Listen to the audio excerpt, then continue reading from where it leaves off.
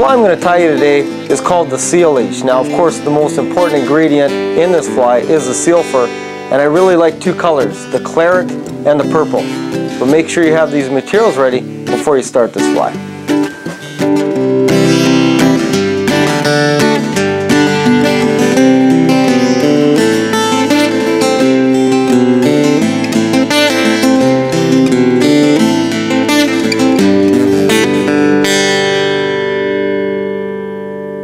To start the fly off, I've put my small copper cone onto the hook, and what I'm going to do is build up a little bit of a head of thread at the eyelid of the hook. And what I want to do is just build enough thread where my cone will go over this thread and sit nice and tight. I don't want that cone moving around on the hook, so I'm going to build up a little bit of thread, just enough to make that cone sit nice and easy, so it's nice and solid on the eyelid of the hook.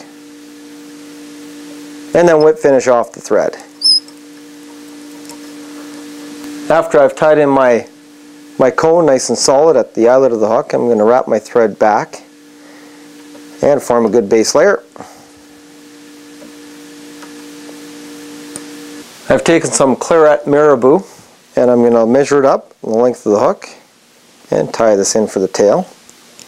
And again, don't make your tails too thick. Keep them nice and sparse so that they got some nice movement in the water.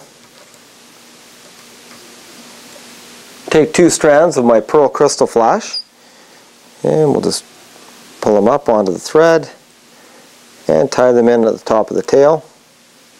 Just add some highlights into the tail and cut them the length of the tail. For the next step, I'm actually going to take my 2 different seal furs. I've got a claret color and I've got a purple color, and I'm actually going to take a dubbing block and create a dubbing loop using the dubbing block. Another way you can do it is actually doing a dubbing loop on your thread and tying it in this way if you don't have a dubbing block. But we're going to use the dubbing block, and I'm actually going to use some red wire, some medium red wire, and let's proceed and tie in a dubbing loop, or dubbing brush as it's called.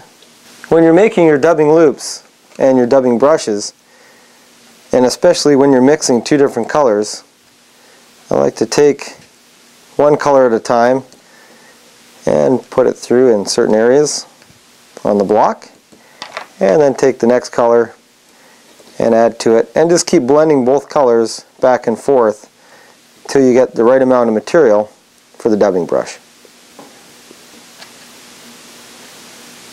Now that we've created our nice dubbing brush, we're going to tie it in at the rear of the hook, and then we'll slowly wrap forward to form the body.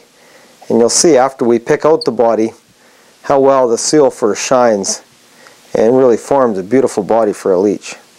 So we'll just wrap it forward, keeping it fairly thin, getting a little fuller as we get towards the head,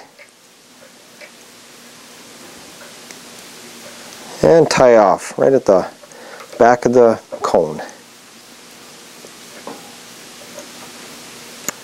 2 steps left in the fly. We're actually going to take our whip finisher, and I want to finish right behind the cone, so our thread's nice and finished off there. Then we're going to take our dubbing picker and really pick out this seal fur good. Pick it back, pull it back to form a leech body. And you'll see that that red wire underneath really stands out, and that's the most important thing, picking out the seal fur so that you get lots of real hairy look to it, and that you can actually see that red wire underneath shine through. There's a few ingredients that make this pattern special. You have the crystal flash off the tail, you've also got the claret marabou, but really what makes it special is the seal fur. That combination of the purple and the claret seal fur really makes this fly shine.